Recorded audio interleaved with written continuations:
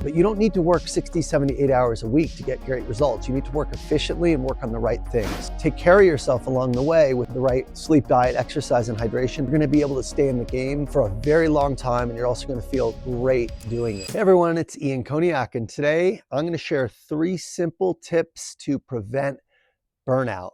And sometimes I think about what is really the key to success over a long period of time, and 2 things come to mind. Number 1 is staying in the game, outlasting everyone else. And the second thing is staying consistent.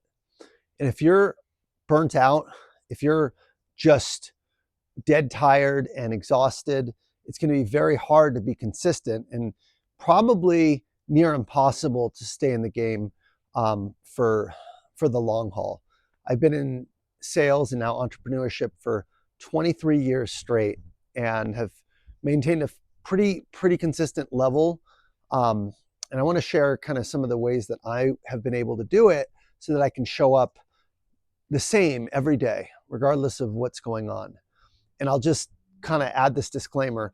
I'm not perfect. A lot of the reasons why I make these videos is I'm coaching myself. I'm reminding myself the things that I need to do and declaring it publicly, which helps me stay on target for these things.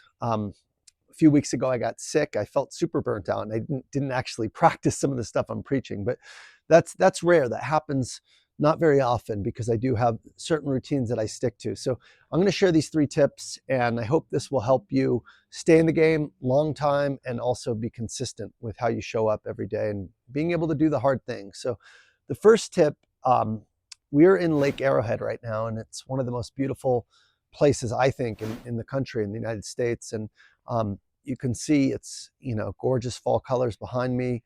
Almost doesn't look real, but it is. And that's tip number 1 is, for me, it's really important to take a lot of vacations or 3-day weekends, and ideally go somewhere beautiful, go somewhere outside.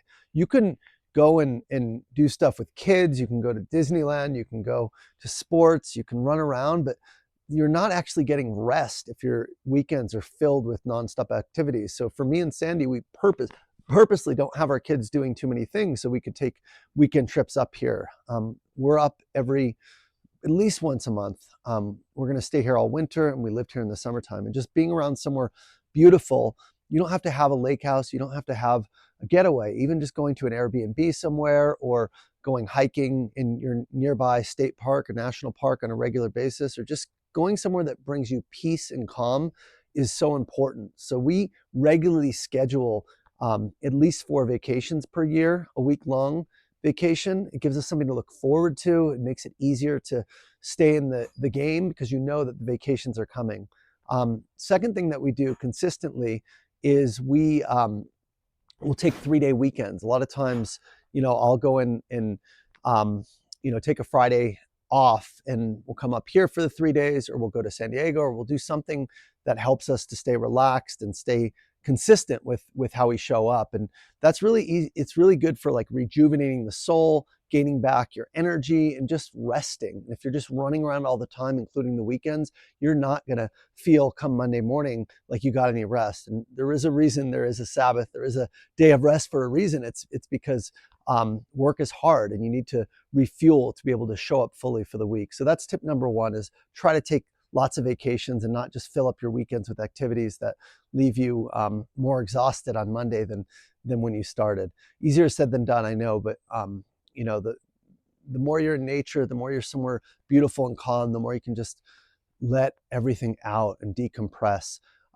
Second tip is, for me, there's so much value in setting boundaries around work, when I'm working and when I'm not working. So for me, my boundaries are, I'm only working from 8:30 a.m. until 6 p.m. every day. And then I have an hour lunch during the break with my wife. And that allows me to be able to show up fully at work because I'm really only working 8.5 hours. That's a 9.5 hour day, but you back out the hour lunch and it makes it a lot easier to be able to show up the afternoon versus trying to power through a 9-hour day. So setting boundaries around when you stop working, for me, I'm done at 6. If 6 o'clock comes around, if it's 6:05, 6:10, my wife's texting me. She's like, Ian, where are you? because that's a commitment that I make. And the other advantage of setting boundaries around your work hours is it really does allow you to work more efficiently. If you know you have to stop at 6, you're going to be more selective with what you're working on. And again, I use time management systems to really help me make the most of each day. The 12-week year is a great one. I use calendar blocking, and I prioritize what I'm doing each day and block it off because I know I only have a certain limited amount of time. Parkinson's law says work expands to fill the time allotted. In other words, if you allow something 12 hours, it'll take you 12 hours. But that same amount of work you probably can do in 6, 7, or 8 hours, probably even less if you're focused, if you're efficient, if you're not task switching, if you're not distracted. So for me, that's key, is just setting boundaries around work. I will say it's never perfect, right? There's some times where I might not get everything done. I might, in a Saturday morning, go early before the kids are awake and work for an hour. And it feels so good to like complete the stuff that was left over. But for the most part, I'm pretty good about not pulling up my laptop at night. I haven't remembered the last time I've done that. Once in a while, I'll pull it up on Saturday morning if I'm just up and there's some stuff that's hanging. But you don't need to work 60, 70, 8 hours a week to get great results. You need to work efficiently and work on the right things. So setting boundaries around work helps you not only rest and not burn out by burning the midnight oil, but it helps you also work a lot more efficiently because you know you don't have as much time to waste during the day. And then the third thing that I recommend doing, and this one is probably the most important, they're all really important, but you have to mine your energy. You have to make sure you're showing up in an energy-rich state. And to do that, it's really about making sure you're practicing self-care. And for me, there's a few things that I do on a daily basis that really help me show up with maximizing my energy every day. Number one is starts the night before. It's getting rest and making sure I'm sleeping at least 7 hours a night.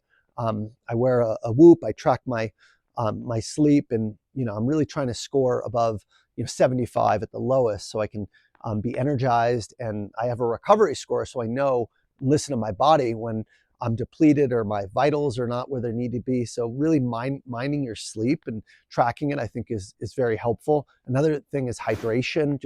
I always carry a water bottle with me, and I'm constantly refilling it because that definitely helps, with your energy, your circulation, your overall health. Another thing I try to do is not eat too much, so I'm like weighed down. Certainly, there's a lot of gut health that can deplete your energy if you're processing so much heavy food. So I'm not eating a lot of red meat. I don't eat heavy meals. I just kind of moderate how much I eat.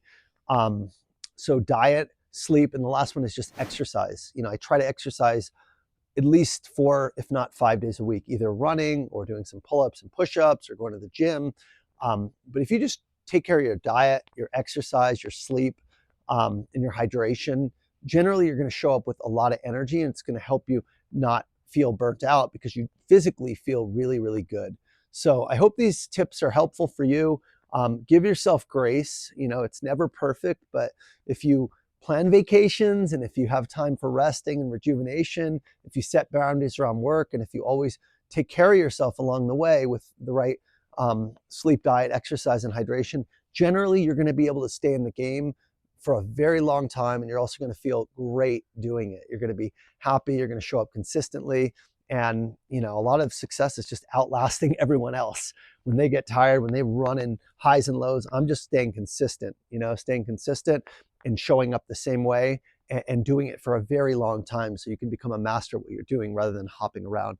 I hope these tips are helpful. If you want more tips, I did do a keynote called Habits of Sales Champions where I talk about other habits that really make people very successful. If you want to watch the full keynote, click it here. And if you do need help with balancing work and balancing self-care and really not having to burn the midnight oil, if you want to have a better family life and have more time for vacation and really change some of these deeply ingrained work habits that I'm talking about, you can click here and book a call with my team, and you could be a fit for coaching. We coach not just on sales training, but we also do a lot of life coaching around living the life you want with your health, with your relationships, with your values. Again, here's the link for habits. Here's the link for the booking a call with my team. Take care, everyone.